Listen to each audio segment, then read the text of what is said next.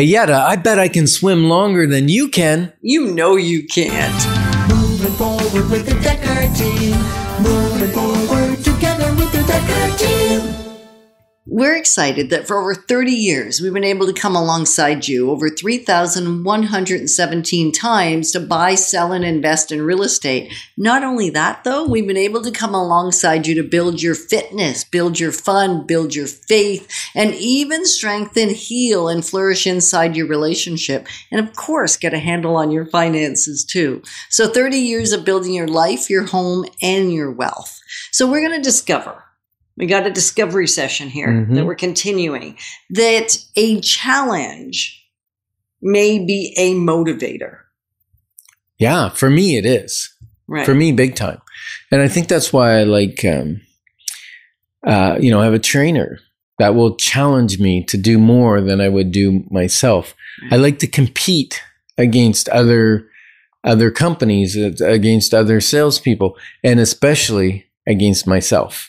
Right. The challenge of being better than I was yesterday fuels me. And so when there's a issue, a trouble, a problem, an issue, a dilemma, frustration.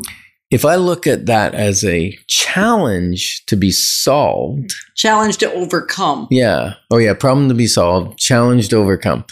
If I see it as a challenge, then that can really, really help me. Yeah, what's interesting is, as Ken said, a challenge to be solved, because his default, like if he only chooses one of the three when we use the word POC, and I don't even think we've said that out loud yet, but what we recognize is that most people will have a default of attacking a trouble, attacking a dilemma, how to navigate through that difficulty. And so you're either going to be a problem to be solved, an opportunity to be seized, or a challenge to overcome. And that default is not good, bad, or otherwise. They're the same. They kind of get you to the same place, just in a different way that feels most congruent with us. And that's where the POC acronym comes from. Exactly. Problem, opportunity, challenge. Exactly.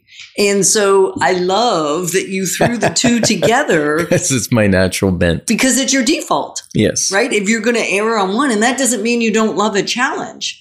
And that doesn't mean you don't find opportunities in the midst of a dilemma. Yeah. Throw down the challenge. I'll take it. Exactly. And yet you're first going to go to. So the big thing we really want to drive home here, we used to think, or Ken used to think, that unless you saw it as a problem to be solved, and I used to think that unless I saw it as a challenge to overcome, I wasn't doing right by the issue. Mm-hmm. Right? And that's not at all it. Like, there's not one that's better than the other. No, but what's fascinating is, let's say you threw down a challenge and you did it to a group of people. And the challenge was, who can build the puzzle the fastest? Right. Okay. I've done that. That's a challenge. Fun. Yeah, it's fun. Now, there are people like myself that will go, we'll change that challenge into a problem and say, well, if I problem solve, what's the fastest way to build a puzzle? That now is a problem. And I can solve that by saying, okay, you do the outside, you do this inside piece, you do this. And it actually brings me into a leadership position as a problem solver on how to build the fastest puzzle. Right. Right. Although it's the challenge driving it, I use my natural bent to solve it. Right. And so we want you to embrace whatever your natural bent is. We're not trying to say you have to look at it differently. We're attempting to say they're all wonderful.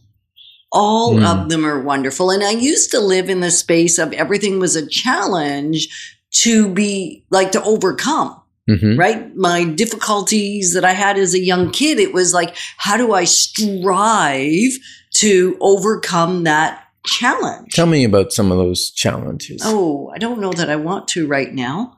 But just learning to speak the English language. Well, thank you. That was the one I was thinking of. That's a major one, right? You came to Canada as a 5-year-old. Your mother tongue was Danish.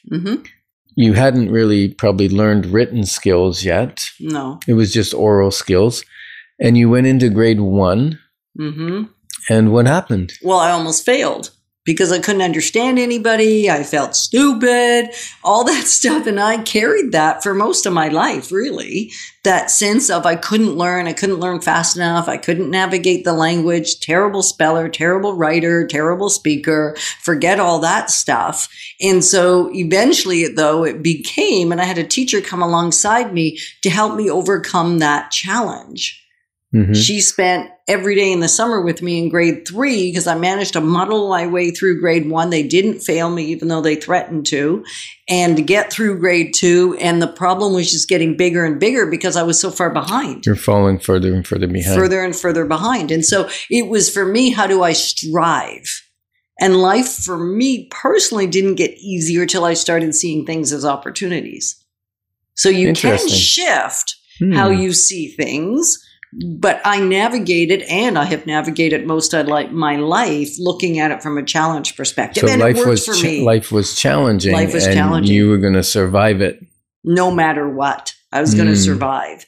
And somehow in my journey, moving into the opportunity phase was my lifesaver, because now I could start to look at how do I thrive inside new possibility, inside new opportunity. And that's not necessarily everybody's story. I'm not thinking you need to switch from the bent that you have.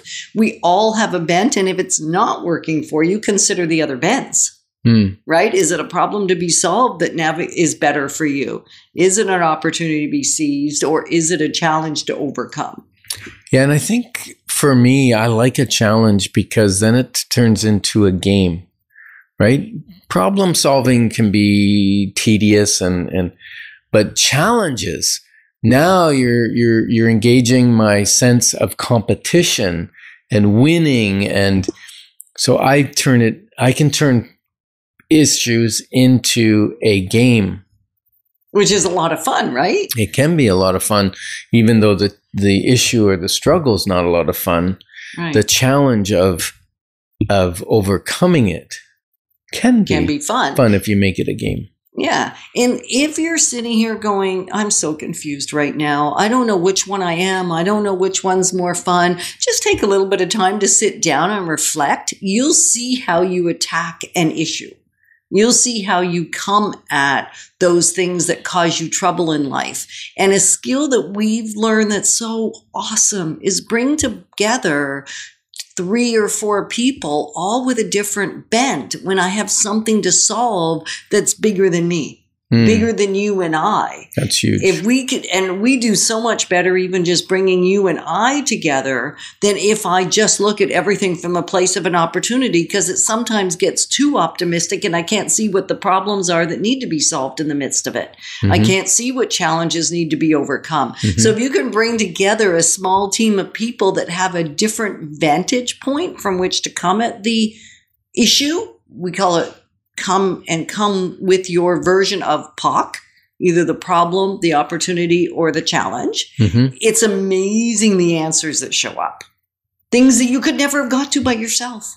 Yeah. And it's easy to lose your energy when you're in the midst of a trouble.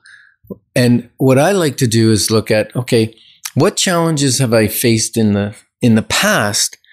Look at that I was successful. Garner that energy of success and then bring that to the new challenge. Changes everything. So my challenge to you is, when you're facing an issue, will you get together a few people and come at the issue from the POC acronym, from a problem, an opportunity, or a challenge? And we're honored to be your advocates in building wealth through real estate and living a life exponential. Moving forward with the Dekker Team. Moving forward